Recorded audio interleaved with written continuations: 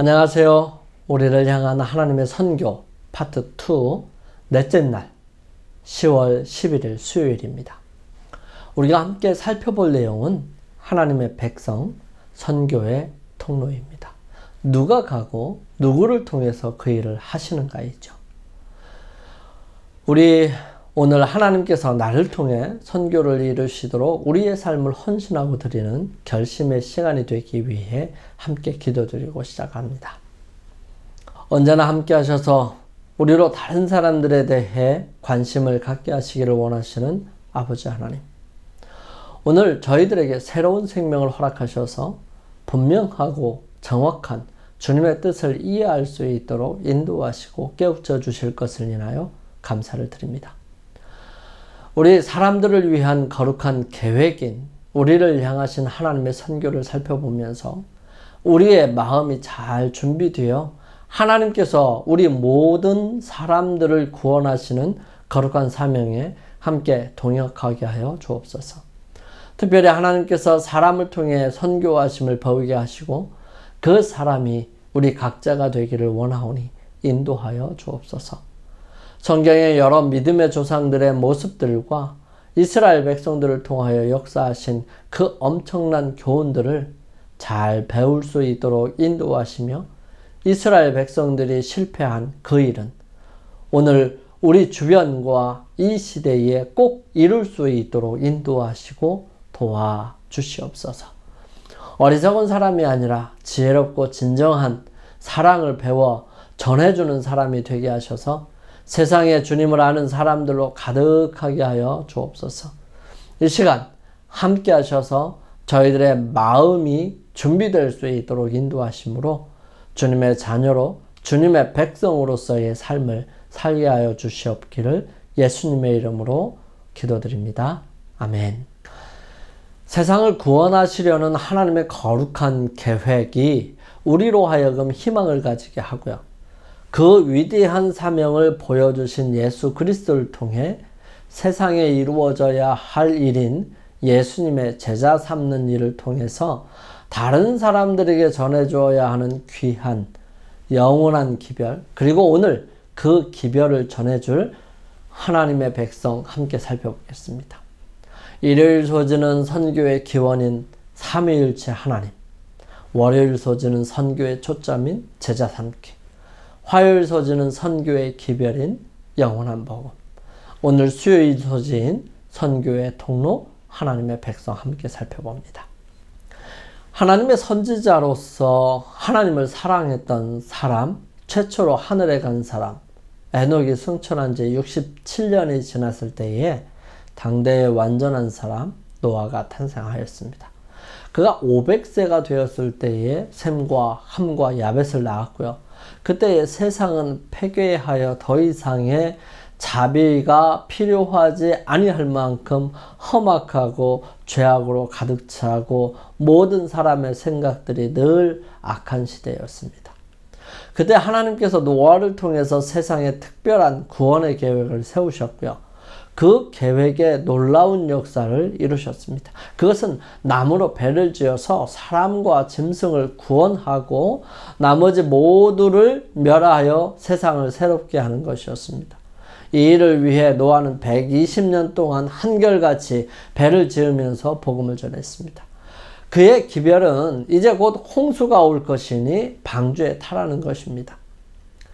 노아의 기별은 처음에는 관심을 가졌지만 그 기별을 들은 사람들에게는 이내 의심과 조롱으로 그들 자신에게 전해지는 기별들을 무시하게 됩니다. 영감의 말씀은 다음과 같이 전하지요. 노아가 세상에 그의 경고의 기별을 전하고 있는 동안 그의 업적이 그의 성실성을 증거하였다. 이와 같이 하여 그의 믿음은 온전케 되었고 분명하게 드러났다. 그는 하나님께서 말씀하신 것을 그대로 믿는 모본을 세상에 보여주었다. 그가 소유했던 모든 것을 그는 방주를 짓는 데 바쳤다. 그가 마른 땅 위에 저 굉장한 배를 짓기 시작하였을 때에 많은 군중은 사방에서 그 이상스러운 광경을 보려고 또 그 비범한 설교자의 진지하고 열렬한 말을 들으려고 왔다. 방주를 짓기 위하여 내리치는 망치질 하나하나는 백성들에게 한 증거였다. 많은 사람들이 처음에는 경고를 받아들이는 것처럼 보였지만 그들은 참으로 회개하고 하나님께로 돌아오지 않았습니다. 그들은 자기 죄를 버릴 마음이 없었어요. 홍수가 이르기 전 지나간 기간 동안에 그들의 믿음은 시험을 당했어요. 그들은 그 시험을 견디지 못하게 됩니다. 널리 퍼진 불신에 압도되어서 마침내 그들은 먼저 사귀던 동료들과 합세해서 엄숙한 기별을 거절하게 됩니다. 어떤 사람들은 깊은 감명을 받고 경고의 말씀에 순종하려고 했지만 희롱과 조소하는 자들이 너무 많아서 저들도 같은 정신에 감염되어서 얼마 안 있어 은혜의 초청을 거부하고 가장 담대하고 무리한 조소자들의 무리에 가담하게 됩니다. 그렇게 되는 까닭은 한때 빛을 받았지만 죄를 깨닫게 하시는 하나님의 영을 저항해 온 자들만큼 무모하며 그처럼 깊이 죄에 빠지는 자가 없기 때문입니다. 역사를 통해서 하나님께서는 항상 그분의 성품을 신실하게 대표하고 순종으로 그분의 목적을 따르는 사람들을 두셨습니다. 하나님의 백성은 부르심을 받고 당신의 은혜에 참여하라는 그분의 초청을 받아들인 사람들이죠. 이들은 모두 하나님의 선교를 완수하기 위해 하나님의 도구였고요. 앞으로도 그럴 것입니다. 창세기 12장 1절에서 3절에 하나님께서 세상의 사람들을 부르시고 사용하시고 또 그들을 통해서 이루시고자 하는 원대한 뜻, 즉 소명과 그 소명을 받은 사람들의 삶을 기록합니다. 여호와께서 아브라함에게 이르시되 너는 너의 본토 친척 아비집을 떠나 내가 내게 지시할 땅으로 가라. 내가 너로 큰 민족을 이루고 내게 복을 주어 내 이름을 창대케 하리니 너는 복의 근원이 될지라. 너를 축복하는 자에게는 내가 복을 내리고 너를 저주하는 자에게는 내가 저주하리니 땅의 모든 족속이 너를 인하여 복을 얻을 것이니라 하신지라. 아브라함이 하나님의 뜻을 분별할 시간이 그의 나이 75세 때였습니다. 하나님께서는 아브라함에게 끊임없이 말씀하셨고요. 그 말씀을 들은 아브라함은 아버지와 함께 식구들과 같이 그의 고향인 갈대아 우르에서 나와 팔레스타인인 남쪽으로 이주하였습니다. 비옥하고 아름다운 곳 갈대아 우르, 각종 편의시설과 수많은 편의시설들이 있었던 편리한 저택을 버리고 모든 것이 부족한 정착되지 않은 유랑생활을 하게 되었던 것입니다. 아브라함에게 임한 시험은 가벼운 것이 아니었고 그에게 요구된 희생도 작은 것이 아니었다. 그를 조국과 친족과 고향에 붙들어 매는 강한 줄이 있었다. 그러나 그는 부르심에 순종하기를 주저하지 않았다. 그는 약속의 땅에 관하여 묻지 않았다. 곧 토지가 비옥하고 기후가 건강에 적합한지 그리고 그 지방은 유쾌한 환경을 제공하며 재물을 쌓을 기회를 줄 것인지를 묻지 않았다. 하나님께서 말씀하셨으므로 그분의 종은 순종해야 하였다. 그에게 있어서 이 세상에서 가장 행복한 것은 하나님께서 그로 있기를 원하시는 것이었다. 많은 사람들이 여전히 아브라함이 시험을 당하였던 것처럼 시험을 당합니다. 그들이 하늘로부터 직접 말씀하시는 하나님의 음성을 듣지는 않지만 그분은 당신의 말씀의 교훈과 섭리의 사건들을 통해 그들을 부르십니다. 그들은 극기와 고난과 희생의 길인 것처럼만 보이는 길로 들어가기 위해 부귀와 공명을 보장하는 직업을 버리며 마음에 맞는 유리한 공동생활을 떠나고 친족과 작별하라는 요구를 받을는지도 모릅니다. 하나님께서 그들이 해야 할 일을 가지고 계십니다. 그러나 안일한 생활과 친구들과 친족에 감하는 그 일을 성취하는데 필수적인 바로 그 특성을 개발하는데 방해가 되었습니다. 하나님께서는 당신 자신을 그들에게 계시하시기 위하여 그들을 인간의 감화와 도움에서 벗어나게 해서 당신의 도움의 필요를 느끼며 당신만을 의지하도록 인도하십니다. 마음에 품은 계획과 친밀한 교제를 단념하고 섭리의 부르심에 응할 준비가 된 사람은 누구입니까? 새로운 의무를 받아들이며 시도해본 적도 없는 분야에 뛰어들어 확고부동하고 자원하는 마음으로 하나님의 일을 행하며 그리스도를 위하여 자신의 손해를 이익으로 간주할 사람은 누구입니까? 이와 같이 하고자 하는 사람은 아브라함의 믿음을 가진 사람이요 그와 함께 현재의 고난은 좋게 비교할 수 없는 지극히 크고 영원한 영광의 중한 것을 나누어 받을 것입니다. 하나님의 백성들은 개개인도 있지만 한 민족을 선택하시기도 하셨습니다. 신명기 7장 6절에서 11절, 12절에는 민족적으로 연약한 사람들에게 말씀하시는 하나님의 분명한 뜻을 우리는 볼 수 있습니다.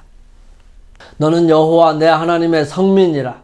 내 하나님 여호와께서 지상 만민 중에서 너를 자기 기업의 백성으로 택하셨나니 그런즉 너는 오늘날 내가 내게 명하는 명령과 규례와 법도를 지켜 행할지니라.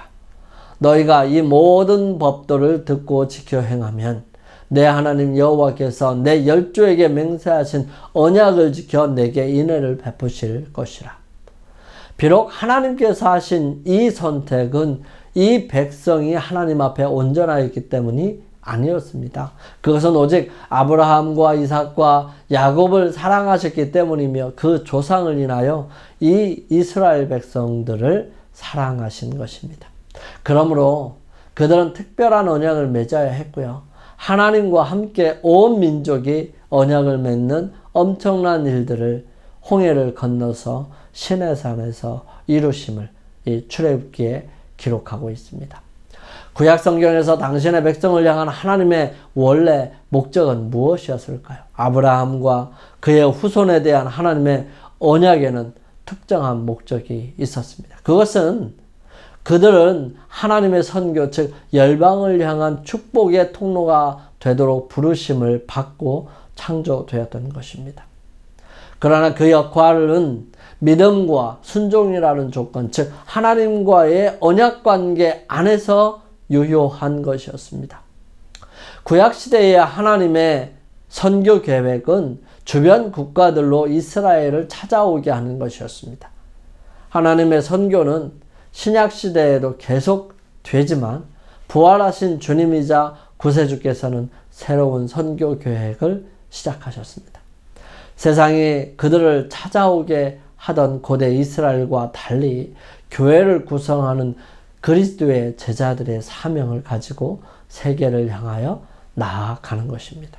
교회가 먼저 있고 거기에 선교가 시작된 것이 아닙니다. 오히려 먼저 하나님의 선교가 있고 교회는 그 사명을 이루기 위하여 시작된 것이죠. 하지만 여전히 질문이 남아 있습니다. 교회의 사명은 무엇일까요? 그것은 교회를 부르시고 존재하게 하신 분의 사명과 같습니다.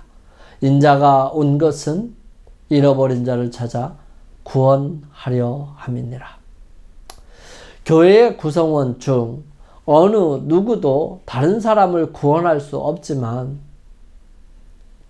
우리는 다른 사람들에게 그들을 구원할 수 있는 유일한 분이신 예수 그리스도를 가르칠 수 있고요. 또 그렇게 해야 합니다. 그리스도의 교회의 사명은 멸망해가는 죄인들을 구원하는 것이다. 그 사명은 사람들에게 하나님의 사랑을 알려주고 그 사랑의 효력을 통하여 그들을 그리스도께로 인도하는 것이다. 교회가 존재하기 전에 하나님의 선교는 존재했습니다. 교회는 선교의 통로이고요. 그 사명은 멸망해가는 죄인들을 구원하고 그리스도께로 인도하는 것입니다. 영감의 교훈입니다. 그리스도 교회의 사명. 그리스도의 교회의 사명은 멸망해가는 죄인들을 구원하는 것이다.